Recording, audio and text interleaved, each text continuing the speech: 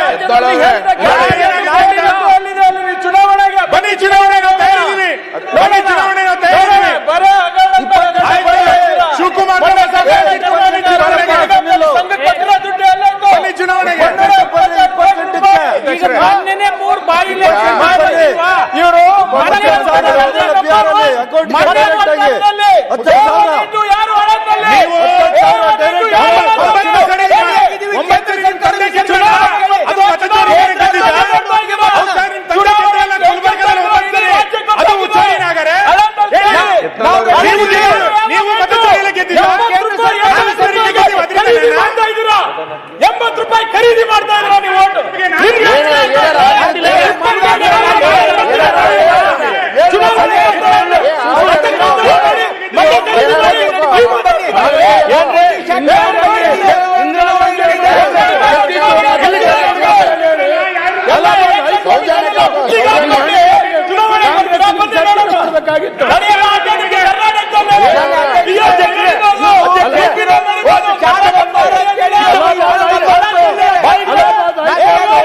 BJP ಮಾಜಿ ಶಾಸಕರು BJP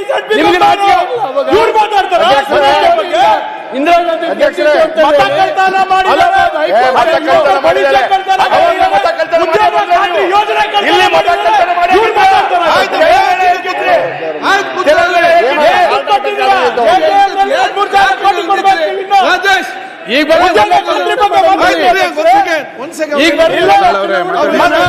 ಚುನಾವಣೆ ಬಗ್ಗೆ ಮಾತಾಡ್ತಾ ಇದ್ದಾರೆ.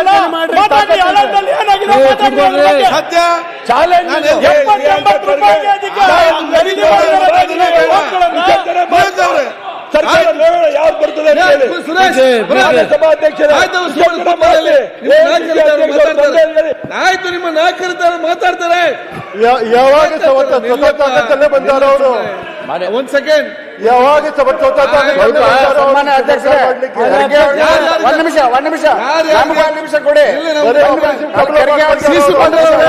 ಶಿಸ್ತುಬಲ. ಒಂದ್ ಸೆಕೆಂಡ್, ಯಾರಿಗಾರಿಗೆ ಚುನಾವಣೆ ಬೇಕು ದಯವಿಟ್ಟು ಕೈ ಎತ್ತಿ.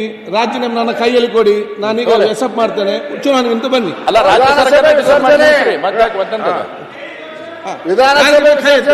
ನನಗೆ ರಾಜೀನಾಮೆ ಕೊಡಿ, ಈಗ ಕಳಿಸ್ತೇನೆ ಗವರ್ನರ್ಗೆ. ಮಾಡಿ ವೋಟ್ ಮಾಡಿ ಬರುವ. ಅಧ್ಯಕ್ಷರೇ ಅಧ್ಯಕ್ಷರೇ ಸುರೇಶ್ ಕೂತ್ಕೊಳ್ಳಿ. ಅಧ್ಯಕ್ಷರೇ ಸುರೇಶ್ ಒಂದೇ ನಿಮಿಷ ಪ್ರತಿಪಕ್ಷ ಮುಗಿತಲ್ಲ, ಪ್ರತಿಪಕ್ಷ ಚರ್ಚೆ ಒಂದ್ ನಿಮಿಷ ಕೊಡಿ ಸರ್. ಮಾತಾಡ್ತೀವಿ ಅಧ್ಯಕ್ಷರೇ ಮುಂದೆ ಅಜೆಂಡಾ ತಗೊಂಡ್ಬರ್ರಿ. ಅಧ್ಯಕ್ಷರೇ, ಈಗ ತಾವು ಅಧ್ಯಕ್ಷ ಪೀಠದೊಳಗದಿರಿ, ನೀವು ಕುಂಡ್ರ ಅಂದ ಕೂಡಲೇ ನಾವು ಕುಂಡಿರ್ತೇವ್ರಿ. ನಿಮಗಿಂತ ಎತ್ತರದ ಸ್ಥಾನ ಒಂದು ಖರ್ಗೆ ಅವ್ರಿಗೆ ಹಾಕಿಕೊಡ್ರಿ. ಅಲ್ಲಿ ನಿಮಗಿಂತ ಎತ್ತರ ಸ್ಥಾನ ಒಂದು ಹಾಕಿಕೊಡ್ರಿ. ಇಲ್ಲ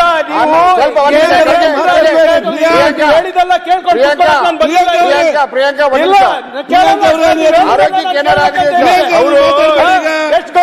ಆರೋಗ್ಯಕ್ಕೆ ಹೀಟ್ ಆಗಬಾರ್ದು, ಬಹಳ ಹೀಟ್ ಆಗಬಾರ್ದು. ಆರೋಗ್ಯಕ್ಕೆ ಜನರ ಆಶೀರ್ವಾದ ಇದೆ ನಮ್ಮ ಮೇಲೆ. ಸುನೀಲ್ ಮೊನ್ನೆ 3 ಬಾಯಿ ಎಲೆಕ್ಷನ್ ಮಾಡೇ ನೀವು ಮಂತ್ರಿಗಳು ಯಾಕೆ ಇದ್ ಮಾಡ್ತೀರಿ? ಈಗ ಮಾಡಿಲ್ವಾ? ಈಗ 2 ಬರ್ತಾವ ಮಾಡೋಣ. ಅಧ್ಯಕ್ಷರೇ ದಯವಿಟ್ಟು ನೋಡಿ, ಈ ಒಂದ್ ಸೆಕೆಂಡ್, ನಿಮ್ಗೆಲ್ಲ ಈ ಸಬ್ಜೆಕ್ಟ್ ಮುಗಿಸಿ ಸಮಸ್ಯೆ ಮುಗಿಸಿ ಮುಂದೆ ಹೋಗ್ಬೇಕಾ ಬೇಡವಾ? ಅದೇ ಅನ್ನಕ್ಕೆ ಇದೇ ರೀತಿ ಅದು ಮುಗೀತು. ಅವನು ಕೇಳಿದ್ದೀರಿ, ಅವ್ರು ಉತ್ತರ ಕೊಟ್ಟಿದ್ದಾರೆ, ನೀವು ಕ್ಲಾರಿಫಿಕೇಶನ್ ಬೇಕಾದ್ರೆ ಹೇಳ್ತಾರೆ.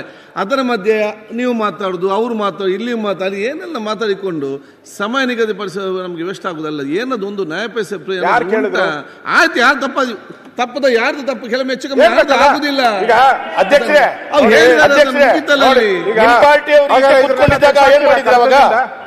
ಕರ್ತವ್ಯದಿಂದ ತೆಗಿಸ್ತೀರಲ್ಲ, ಚರ್ಚೆ ಮಾಡ್ತೇನೆ ಇದ್ರ ಬಗ್ಗೆ. ತೆಗಿಸ್ತೀರಾ ಹೇಳಿ, ಅಲ್ಲಿ ನೋಡ್ತಾನೆ, ಡಿಸ್ಕಸ್ ಮಾಡ್ತಾನೆ. ನಾನು ನಿಮ್ಮದು ಬಿಟ್ಬಿಡ್ತೀರಿ. ನೀವು ಆ ಸ್ಥಾನದಲ್ಲಿ ಗೌರವ ಕೊಡಬೇಕು, ನಾವು ಬಿಡ್ತೀರಿ.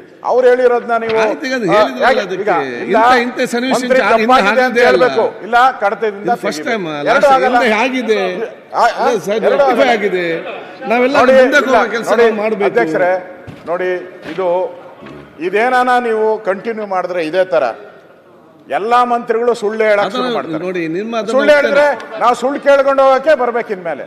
ಅದರಿಂದ ಆಗಲ್ಲ. ಹಂಗೆ ಯಾರು ಇಲ್ಲೇ ಹೇಳ್ದಲ್ಲ ಸುಳ್ಳು ಇರೋದು ಅಂತ. ಹೌದು, ಹೇಳ್ದೆ ಅಪೋಸಿಷನ್ ಆಗಿದ್ದವರೆಲ್ಲ ಸುಳ್ಳು ಅಂತ ಹೇಳಿದ್ರೆ. ನೀವು ಸುಳ್ಳು ಹೇಳಿ, ಸರ್ಕಾರ ಸುಳ್ಳು ಹೇಳ್ಬಾರ್ದು. ನೀವೀಗ ಹೇಳುವಂತ ಅಪೋಸಿಷನ್ ನಲ್ಲಿ ಯಾರ್ಯಾರಿದ್ರು ಪ್ರತಿಪಕ್ಷ ಎಲ್ಲ ನಾಯಕರೇ, ಸುಳ್ಳು ಹೇಳಿರೋದು ಅಂತ ರೂಲಿಂಗ್ ಪಾರ್ಟಿಯವರು ಪ್ರತಿಪಕ್ಷ ನಾಯಕ ನೀವ್ ಹೇಳುವ ಮಾತು ಇಡೀ ಸದನಕ್ಕೆ ಒಂದು ಕರೆಕ್ಟ್ ಸಂದೇಶ ಕೊಡ್ತಾ ಇದ್ದೀರಿ. ಈಗ ನೀವು ವಿಚಾರಗಳು ಅವ್ರು ಹೇಳಿದ್ದೀರಿ, ಕೇಳಿದಾರ ಕ್ಷಮಾಪಣೆ ಅದ ಕೇಳಿ ಹೇಳಿದ್ರಲ್ಲ ಅವರು. ಎಲ್ಲ ಹೇಳಿ ಸ್ಟೇಟ್ಮೆಂಟ್ ಓದಿ ಸರ್, ನೀವು ಹೇಳಿ.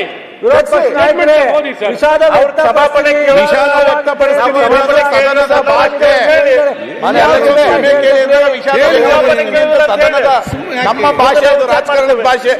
ಎಲ್ಲ ಕ್ಷಮಾ ಕೇಳ್ಬೇಕು. ಮಾನ್ಯ ಅಧ್ಯಕ್ಷರೇ, ಅಶೋಕಣ್ಣ 1 ಮಿನಿಟ್. ಈಗ ಮಾನ್ಯ ಅಧ್ಯಕ್ಷರೇ, ಅವರು ಏನ್ ಹೇಳಿದ್ದಾರೆ ಅನ್ನೋದು ನಮಗೂ ಅರ್ಥ ಆಗಿಲ್ಲ, ನಿಮಗೂ ಅರ್ಥ ಆಗಿಲ್ಲ, ಯಾರಿಗೂ ಅರ್ಥ ಆಗಿಲ್ಲ.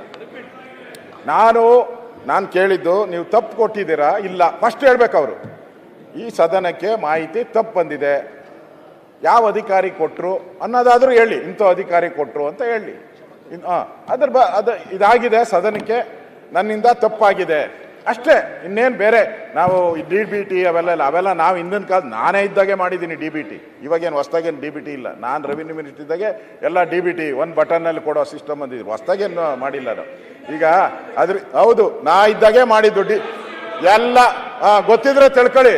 ನಾನಿದ್ದಾಗೆ DBT. ಆಮೇಲೆ ಇವ್ರು ಫ್ರೂಟ್ ಅಂತ ಮಾಡಿದ್ರು, ಆಮೇಲೆ ಹೋಗಿ ಅದನ್ನ ಫ್ರೂಟ್ಸ್, ಅದೇನು ಫ್ರೂಟು ಬಿಡ್ಲಿಲ್ಲ, ಒಣಗೋಯ್ತು ಎಲ್ಲ, ಕೊಳ್ತೋಯ್ತು ಅಷ್ಟು, ಒಂದು ಫ್ರೂಟು ಹೋಯ್ತು. ಅದು ಬಿಡಿ. ಅದರಿಂದ ಇಷ್ಟು ನಮಗೆ ಆ ಎಕ್ಸ್ಪ್ಲನೇಷನ್ ಬೇಕಾಗಿಲ್ಲ.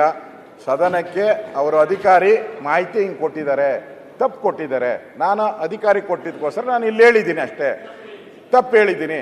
ಅದರಿಂದ ಇದನ್ನ ನಾನು ಕ್ಷಮಾಪಣೆ ಕೇಳ್ತಾ ಇದ್ದೀನಿ. ಅವರು ಅಧಿಕಾರಿ ಪರವಾಗ ಬರ್ಕೊಟ್ಬಿಟ್ರೆ ಸರ್ಕಾರ ಓದ್ಬೇಕೀಗ. ವಿರೋಧ ಪಕ್ಷ ನಾಯಕರು ಏನ್ ಬರ್ಕೊಡ್ತಾರೆ ಅದು ಓದ್ಬೇಕೀಗ. ನೀನು ಹೇಳು, ನಾನು ಬರ್ಕೊಡಲ್ಲ. ಮಾತಾಡ್ಲಿ, ಹೇಳಿ. ಒಂದ್ ಸೆಕೆಂಡ್ ಒಂದ್ ಸೆಕೆಂಡ್ ಮೈಕ್ ಹಾಕೊಳ್ಳಿ. ಸನ್ಮಾನ್ಯ ವಿರೋಧ ಪಕ್ಷದ ನಾಯಕರು ನಮ್ಮ ಸಚಿವರ ಮಾತುಗಳನ್ನು ಗಂಭೀರವಾಗಿ ಆಲಿಸಿದರು ಅಂತಲೇ ತಿಳ್ಕೊಂಡೆ ನಾನು.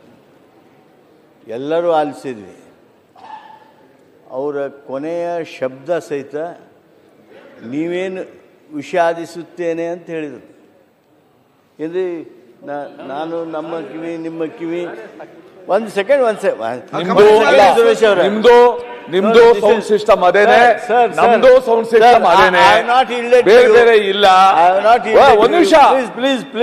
ಅವ್ರು ಏನ್ ಹೇಳಿದ್ರು ಅಂದ್ರೆ, ನಾನು ಹೇಳಿರೋದ್ರಿಂದ ಯಾರಿಗಾದ್ರೂ ಮನ್ಸಿಗೆ ನೋವಾಗಿದ್ರೆ, ಇದು ಪ್ರಶ್ನೆ ಇರೋದು ಇಡೀ ಸದನದ ಪ್ರಶ್ನೆ, 1,26,00,000 ಗೃಹಲಕ್ಷ್ಮಿಯರ ಪ್ರಶ್ನೆ. ಸೊ ಅದಕ್ಕೋಸ್ಕರ ಯಾರಿಗಾದ್ರೂ ಇದು ಬೇಷರತ್ ಕ್ಷಮೆ ಇರ್ಬೇಕು ಹೊರತು ಷರತ್ತು ಬದ್ಧ ಕ್ಷಮೆ ಇರಬಾರ್ದು. ಯಾರಿಗಾರು ಸದನಕ್ಕೆ ತಪ್ಪು ದಾರಿ ತೆಗೆದು ಯಾರಿಗಾರು ಮನ್ಸಿಗೆ ನೋವಾಗಿದೆ ಅಂದ್ರೆ ಏನರ್ಥ? 1,26,00,000 ಜನ ಗೃಹಲಕ್ಷ್ಮಿಯರ ಕ್ಷಮೆ ಕೇಳ್ತಾರ? ಇಡೀ ರಾಜ್ಯದ ಸದನದ ಕ್ಷಮೆ ಕೇಳ್ತಾರ ಅನ್ನೋ ಪ್ರಶ್ನೆ. ಅಧ್ಯಕ್ಷರೇ,